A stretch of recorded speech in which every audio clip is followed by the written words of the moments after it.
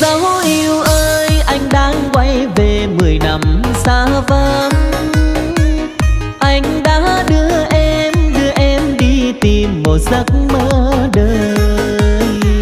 10 năm lạc loài phải không em? 10 năm hận thù chiếu trong tim. Ta chót phong thân, ta chót phong ân, mang tuổi hoa niên làm kiếp lưu đời. Bóng ta ngã trên lưng đồi cỏ non, gió hiền thoáng vi vu ngàn lâu xanh.